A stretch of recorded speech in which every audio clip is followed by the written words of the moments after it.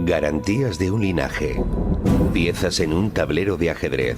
Protagonistas ocultas de la historia. En Aragón Radio, reinas, damas y señoras. Mujeres en la Casa Real de Aragón. Un podcast sobre la historia oculta de aquellas que construyeron reinos. Reinas, damas y señoras. Mujeres en la Casa Real de Aragón. Con Anabel La Peña. Descarga el podcast en Aragón Radio y aragoncultura.es.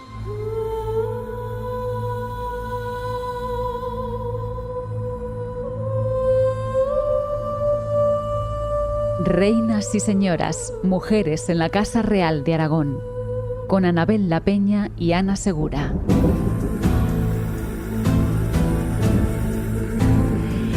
El 14 de octubre de 1173, Petronila de Aragón, reina, dictó su testamento ante dos sacerdotes que más tarde relataron sus últimas voluntades.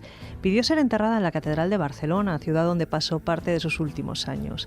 Esta mujer, que fue engendrada para dar continuidad a una dinastía, la Casa de los Aragón, apenas dejó testimonio de su paso por este mundo.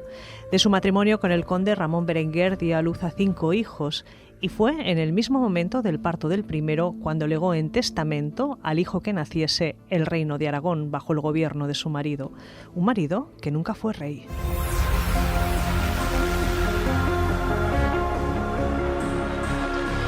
Él, Ramón Berenguer, muere años después tras una vida larga y repleta de éxitos militares y conquistas. Deja a Petronila viuda con apenas 26 años. El primogénito, el infante Pedro, había fallecido siendo un niño y es entonces, al morir el conde de Barcelona, cuando Petronila cambia el nombre del heredero.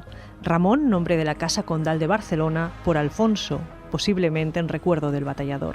Será Alfonso el que habría de ceñir la corona asegurada por la figura de su madre en un reino engrandecido por la pericia política y militar de su padre. Su matrimonio estaría pactado casi desde su nacimiento. Anabel La Peña, hablamos hoy de Sancha II de Castilla, esposa de Alfonso II de Aragón y una mujer importantísima cuando hablamos de patrimonio de Aragón.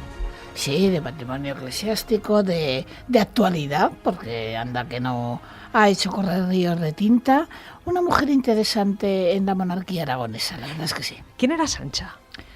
Pues una infanta, dada la costumbre que había que a reyes les correspondía hijas de reyes para el matrimonio, pues es una infanta castellana.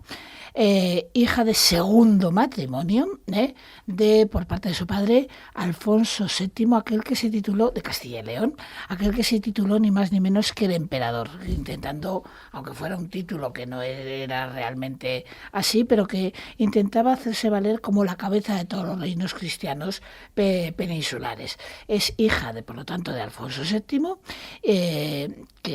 hijo de aquella famosa urraca que se llevaba tan mal con Alfonso I, y hija de su segunda esposa, Rica o Riquilda, que el nombre también se las trae, pero Rica de Polonia. En este caso era pues un matrimonio allende las fronteras, muy, muy lejos de la península ibérica.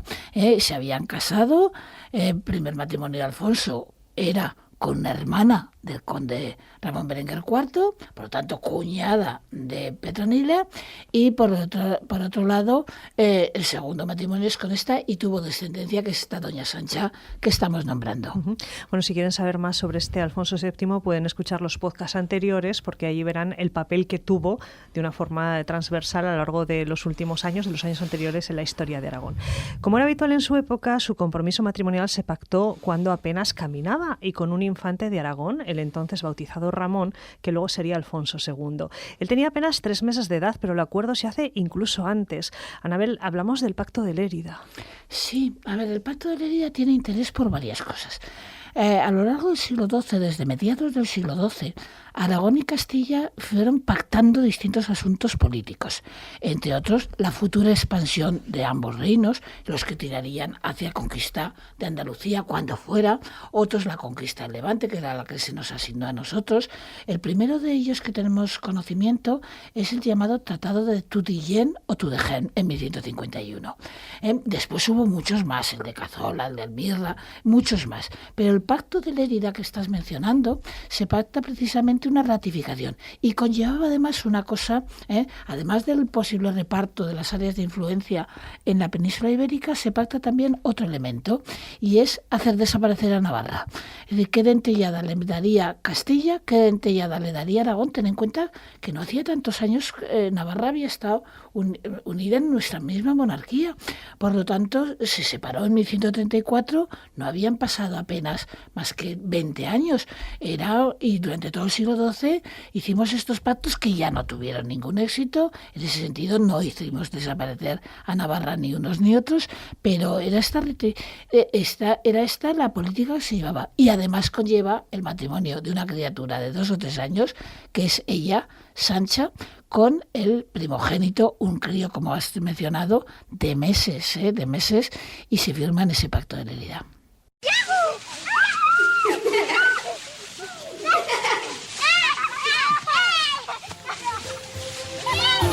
Bueno, pues ahí tenemos a sus niños. El caso es que en agosto de 1157 muere Alfonso VII, rey de Castilla y León y padre de Sancha, y ésta se traslada con su madre a Barcelona, a la corte de la reina Petronila.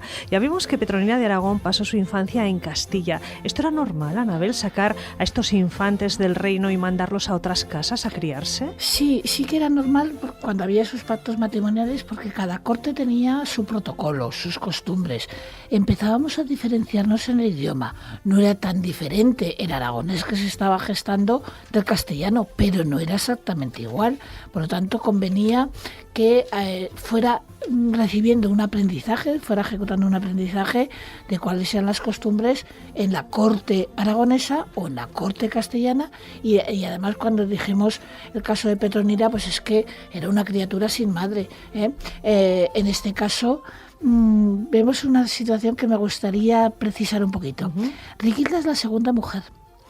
La línea de herencia de Alfonso VII va a ir para 2 hijos, a uno León, a otro Castilla, pero no eran los hijos de Riquilda, y por lo tanto quizá era mejor que se marchara de allí.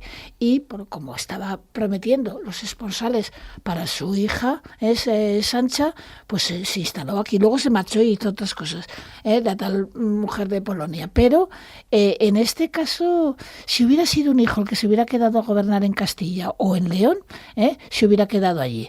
Pero no era así, y no interesaba demasiado que estas mujeres, estas viudas de segundos matrimonios y demás, se quedaran por la corte. En cualquier caso, Riquilda tardó poco en volver a casarse. Muy poquito.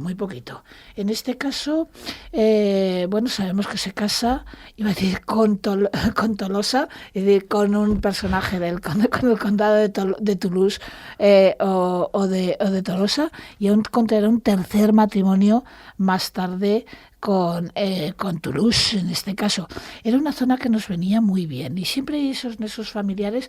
Esa zona del sur de Francia, Languedoc, era un avispero en aquellos momentos de intereses encontrados, de familias, de vinculación a la corona de Aragón, que va a ir cada vez fomentándose más. Era interesante. Pero ojo, que aquí entra otro lugar en el juego. Porque ya les hemos contado que en esa época los matrimonios eran acuerdos diplomáticos que se sellaban para garantizar la sucesión y con ella la pervivencia y la continuidad del linaje, y también para asegurar los territorios. En este sentido, como muchas casas reales partían de un mismo origen lejano, los derechos sucesorios en ocasiones podían dar algún disgusto si el heredero no era directo y estaba más que asegurado. En este caso, Anabel, hay una curiosidad que simplemente vamos a apuntar, y es que además del matrimonio con Sancha, se establecen otros contactos para futuros matrimonios, nada más y nada menos que con Bizancio. Así es, muy curioso el caso. Lo citaremos más en otro programa, porque hubo una mujer que no sabemos desde dónde parte, si desde la Bizancio, donde su familia era la gobernante, los Comneno. Entonces, o bien habitaba en algún lugar de Europa, porque su madre tenía ascendencia francesa y demás, y se establecen varios pactos matrimoniales, es decir, se entablan negociaciones. No sabemos ni cuándo partieron ni nada. Pero cuando llegó y se acercó esta mujer, se encontró al que iba a ser su prometido, casado con Sancho de Castilla. Por lo tanto, se quedó rozando la península ibérica, pero no llegó a ser la titular como reina de Aragón. Es una tal Eudosia de la que hablaremos más en otra ocasión. Bueno, a mí me gustaría saber cómo solucionaron este entuerto de la novia ya en las puertas de la frontera y el novio casado con otra. Pero como bien dices, eso lo contaremos en el siguiente programa.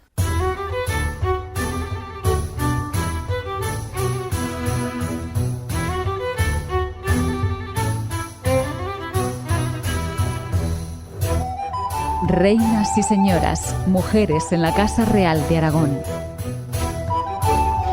Bueno, pues pese a este episodio del que ya hablaremos, la confirmación de los esponsales entre Alfonso II y Sancha de Castilla se produjo en septiembre de 1162, el año de la muerte de Ramón Berenguer IV, aunque, claro está, ellos eran muy pequeños, eran apenas infantes que no podían andar, y el matrimonio no se celebraría hasta bastantes años después. ¿Qué pasa, Anabel, tras la muerte de Ramón Berenguer IV?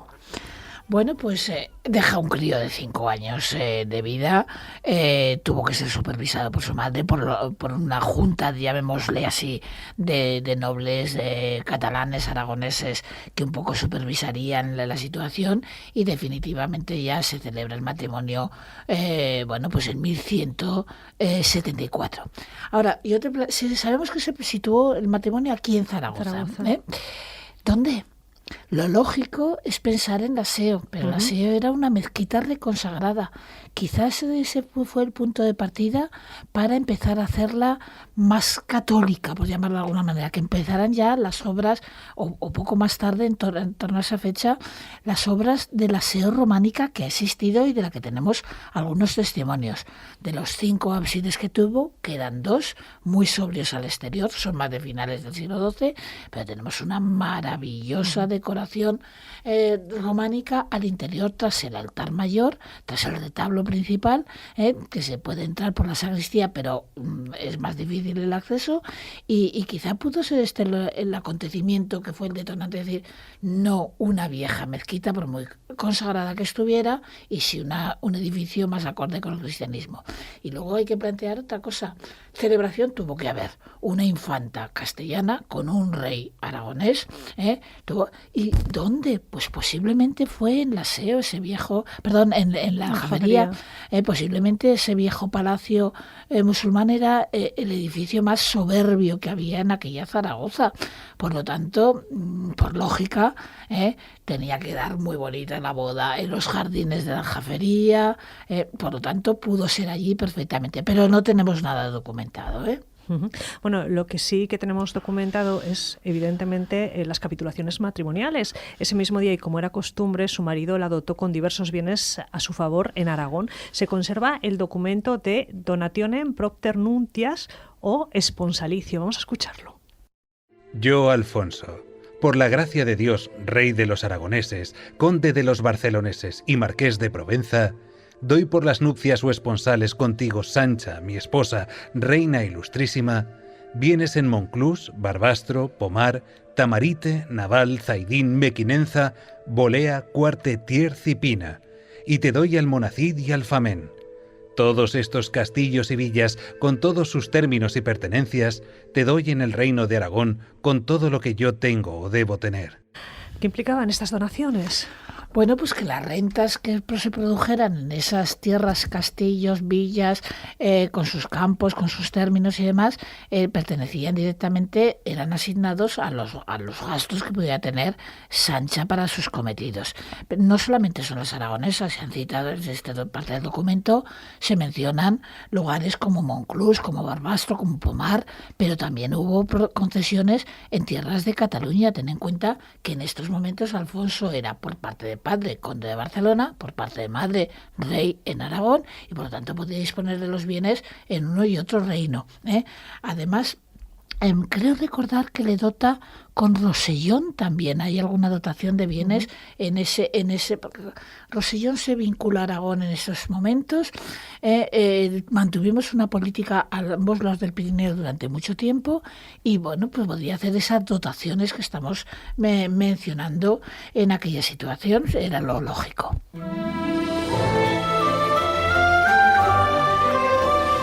Bueno, pues como todos los enlaces de la época, en las casas reales respondían originariamente a motivos no personales, sino de estrategia y para legitimar la superioridad de cualquier monarca por encima de la aristocracia. Esto es muy importante porque solo los reyes se casaban con hijas de reyes. Y en este contexto, ¿por qué era tan beneficioso para todos este matrimonio? Pues hay muchas razones, pero entre otras cosas, cuando fallece el padre de Sancha, Alfonso VII, dos de sus hijos, por lo tanto, hermanos de Sancha, uno se queda con León y el otro se queda con Castilla, si lo había dispuesto el testamento de su padre.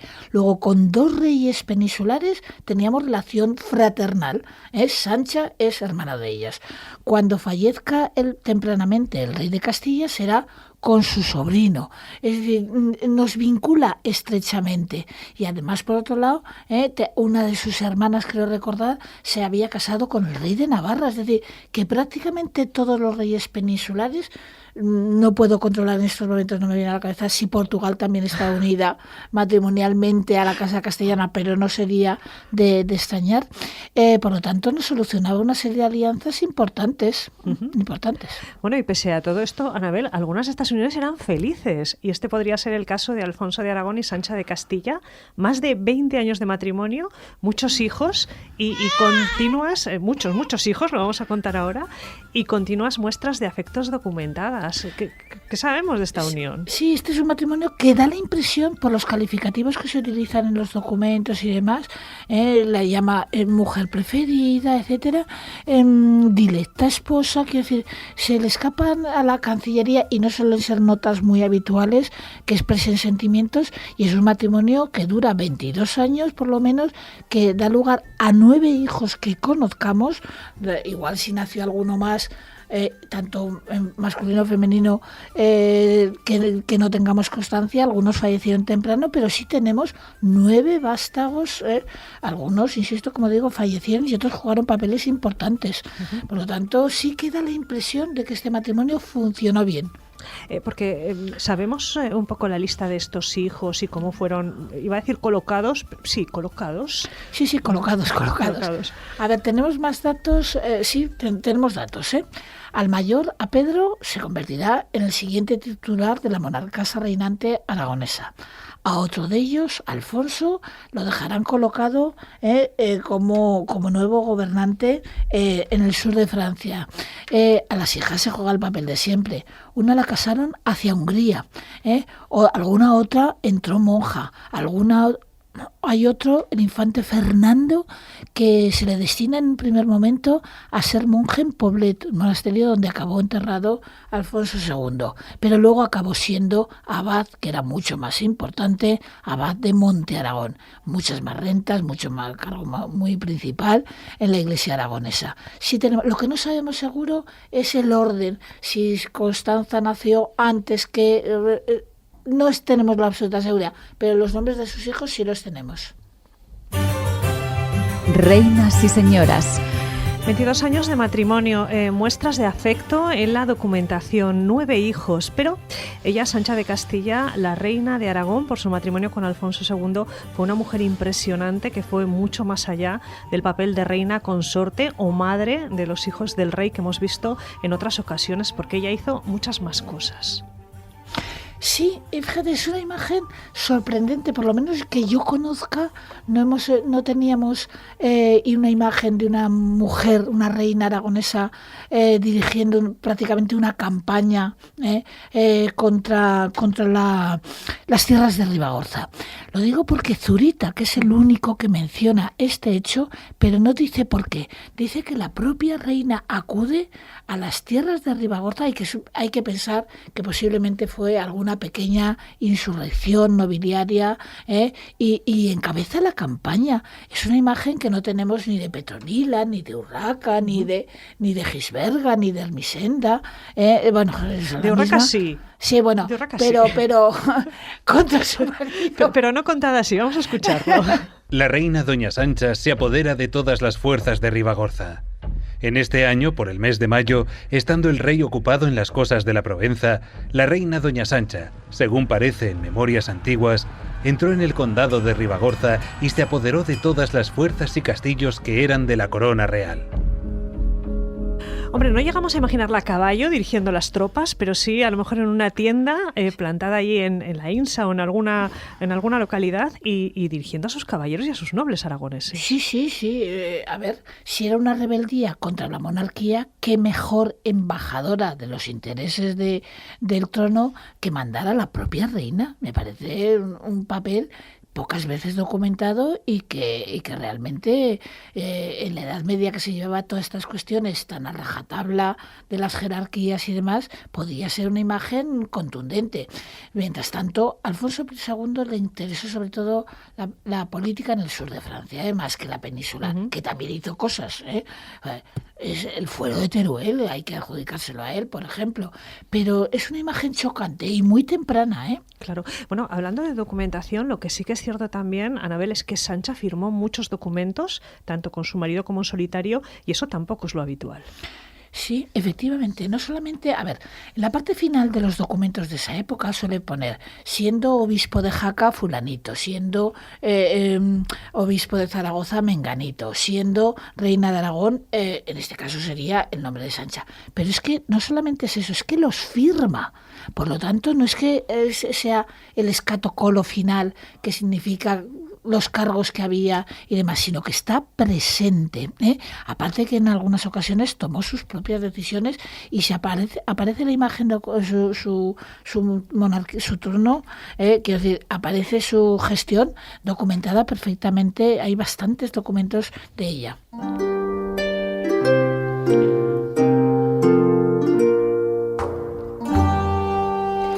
En el año 1177 nace el infante Pedro, sería el futuro Pedro II en Huesca, posiblemente en julio fue bautizado en la Catedral de Huesca, que aún era la vieja mezquita reconsagrada. En el año 1184 la reina inicia gestiones para la fundación del monasterio de Sigena y reciben de la Orden del Temple las iglesias de Sena y Sigena a cambio del castillo y la villa de Santa Lecina y otros bienes. Y en el año 1187 se confirma y amplía el esponsalicio otorgado por Alfonso II a su esposa Sancha. Mi dilecta mujer la llama. Sí, es una expresión que se utilizaba de vez en cuando, lo veremos cuando tratemos de algún monarca posterior, que cuando quiere favorecer a una mujer, es una frase bonita hacia ella, porque era una expresión de un cariño importante en aquellos momentos. Es un afecto, claro, después de tantos hijos y demás, el matrimonio que no convivía todos los días juntos, no se parece que se haya deteriorado las relaciones entre ambos, se llevan bien y se nota en esos documentos. Y además hay una prueba: si tú le has dado una dotación como esponsalicio al principio y ahora se la aumentas, te tienes que llevar bien, si no se hubiera ahorrado este segundo documento, ¿eh? Claro. Bueno, la llama venerable Sancha, nobilísima reina, estimada esposa. Ella acompañó en muchas ocasiones a su marido, sobre todo cuando había asuntos que solventar relacionados con los territorios que constituían sus arras, pero también pasó muchas temporadas ella sola gestionando su propio patrimonio, su propio reino. Sí, es decir, cuando el rey está inmerso en otros negocios, necesita que alguien dirija y guarde ese protagonismo de esa máxima jerarquía que estábamos diciendo en época feudal, y en ese sentido, bueno, pues vemos a Sancha firmar esos documentos que hemos mencionado, ¿eh? Hay que pensar, ahora que hablábamos de la ampliación del esponsalicio, en una cosa.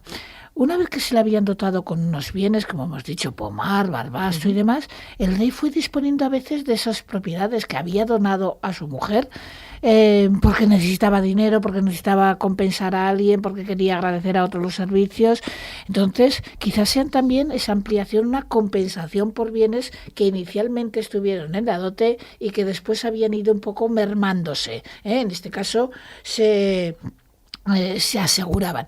Y una cosa, era dejarle una serie de propiedades que no se pueden segregar del reino, pero con las que Sancha no tenía que tener ningún temor al futuro. Si moría su esposo Alfonso II, tenía bienes suficientes para seguir manteniendo su estatus, porque las rentas que le concedía poblaciones tan importantes como Barbastro, por ejemplo, eran suficientes para su mantenimiento del estatus.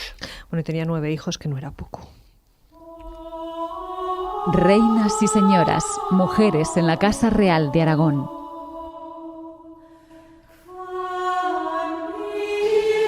Y hablando de bienes, aquí es cuando te entra en juego un lugar fundamental en la historia de Sancha. Estamos hablando, Anabel, de Sigena. Sí, Sigena es la gran creación de Sancha, el gran empeño. Sigena son muchas cosas. Estamos ante una monarquía itinerante. ¿Qué localización tiene Sigena? Está entre Lérida, Huesca, no lejos de Zaragoza. Es una monarquía que se va desplazando para atender los asuntos del reino. Convenía un lugar fijo. Y de hecho, además del interés espiritual que tenía ella en esta creación, venía muy bien. Sigena fue archivo del reino, no de toda la documentación, pero archivo. Sigena se va a convertir ahora en Panteón Real. Sigena se convierte en la gran expresión del papel de Sancha. Yo siempre que pienso en Sigena me viene a la cabeza la portada. Esa desnudísima portada majestuosa, porque está concebida para que entren hijos de reyes, que allí vivan reinas, que pasen infantas. Entonces no es una portada, a pesar de la falta de ornamentación, es una portada majestuosa, y valga la redundancia de la frase. Y Sigena va a ser la que va a percibir grandes bienes. Estamos a 6 de octubre del año 1188, es el día en que se aprueba la regla del monasterio. Armengol, siervo de los pobres de Cristo y hermano del Santo Hospital de Jerusalén. A Sancha, por la gracia de Dios, muy noble reina de Aragón y muy devota esposa del ínclito rey Alfonso. Puesto que nuestra casa siempre acostumbra a aceptar las justas peticiones, máxime estas que se solicitan y promueven con tan elevados y fervientes afecto y fuerza, nos y todos nuestros hermanos consentimos a vuestra religiosa petición. Así pues, confirmamos y aprobamos esta nueva e inhabitual manera de vivir para nuestras hermanas, que a nosotros se pidió que fuera instituida. Corroboramos el establecimiento de dicha institución en Sigena para que nuestras hermanas vivan y allí continúen. Pues esa nueva e inhabitual manera de vivir para nuestras hermanas implicaba cosas como estas. El despertar de las monjas. Cualquiera que puesta en pie viera junto a sí a alguna hermana tumbada presa del sueño, la despierte. En caso de no hacerlo, será azotada en el capítulo por esta. Habiéndose levantado las demás, nunca ninguna ose permanecer en el dormitorio, aunque esté enferma, a no ser que estuviera gravemente enferma. Sobre el castigo de las novicias. Se cuide que ninguna de las novicias sea agarrada por los cabellos, ni sea golpeada con el calzado ni con el puño, ni sean azotadas con una rama del hombro hacia arriba. Pero se les castigue con una ramita en la espalda, bien en el capítulo o en el claustro, para que así aprenda. Del momento en que deben bañarse, a la religiosa que le fuera necesario bañarse, entre sola en el lavatorio y se guarde de entrar con otras, que mientras ella no salga, nadie osará entrar. De la largura del pelo de las monjas. Los cabellos de las monjas llegarán hasta media oreja para que no muestren soberbia de unos cabellos excesivamente largos o no sean excesivamente cortos. De los vestidos. No vistan pieles silvestres de los conejos, sin embargo tengan tantos vestidos con cíngulo, lanas y pieles de cordero como los que los hermanos del hospital suelen portar. Esto es impresionante. Es impresionante. La regla es muchísimo más larga, pero es que reglamentan todo. En esa regla que me da la impresión que tuvo mucha parte, muchos de los detalles fueron concebidos por la propia doña Sancha. Entonces, es que se reglamenta, me la está ojeando, y se reglamenta el número exacto de velas que tienen que estar en el altar, cómo tienen que entrar las monjas a coro, cómo no se pueden mover del coro para nada, si no es con permiso. Solo en los casos de que la monja esté moribunda, si no, se tiene que levantar, tienen que acudir para cuidarla más tarde a la enfermería. Se reglamenta absolutamente todo, las autorizaciones para hablar, y de hecho hay una talla de Virgen procedente de Sigena, que es la que se denomina la Virgen del Parlatorio, hoy le llamaríamos el locutorio. Sí. Solo en ocasiones muy especiales se les permitía hablar en voz alta, o cantar, pero siempre y cuando fuera canciones y lecturas y frases y conversaciones dignas de hablar. Es una regla de lo más meticuloso que conozco, ¿eh? No es, hay que decir, pero todo, ¿eh? ¿Quién tiene que acompañar a la monja, a la novicia, etcétera, etcétera? Y resulta curioso, con las que se tuvieran que bañar si era casi estrictamente necesario, ¿eh? No era el baño como higiene diaria que hoy conocemos. Entonces, es una reglamentación muy peculiar. Pues Sigena fue una de las grandes obras de Sancha de Aragón, casada con Alfonso II, el rey. El rey fallecería poco después de la fundación de Sigena y lo que ocurrió a partir de entonces se lo contaremos en nuestro próximo podcast. Anabel, muchísimas gracias. De nada, ti. Les recuerdo que este es un podcast que han escuchado gracias a la investigación histórica de Anabel La Peña, que acaban de escuchar, que las grabaciones están hechas en la voz de Rafa Moyano, que la producción de audio ha corrido a cargo de Vicente Bordonava y Carlos Oyarzábal, y que nuestro técnico es Rubén Reula. Rosana María, robadora del amor. Reinas y señoras, mujeres en la Casa Real de Aragón. Amb una pinteta d'or, sa germana li trenava els cabells de dos en dos. Ai, amorosa Anna Maria, robadora de l'amor. Cada cabell una perla, cada perla un anell d'or, cada anell d'or una cinta que li volta tot el cos. Ai, amorosa Anna Maria, robadora de l'amor, passador que li posava una rosa amb 9 colors. Son germà se la mirava amb un ull tot amorós. Ai, amorosa Anna Maria, robadora de l'amor. No fóssim germans, Maria, ens casaríem els dos. Però com que som germans propis, jo et buscaré un casador. Ai, amorosa Anna Maria, robadora de l'amor, ja la porta a la fira de Lió. De tants anells com li compra, li cauen del mocador. Amorosa Anna Maria, robadora de l'amor, mentre volten per la fira, toquen a missa major. Germà meu, anem a missa major. Ai, amorosa Anna Maria, robadora de l'amor. Totes les dames la miren amb un ull tot envejós i el capellà que diu la missa n'ha perduda la lliçó. Ai, amorosa Anna Maria, robadora de l'amor. I qui és aquesta dama que llença tal resplendor? Filla n'és del rei de França, germana del d'Aragó. Ai, amorosa Anna Maria, robadora de l'amor. Ai, de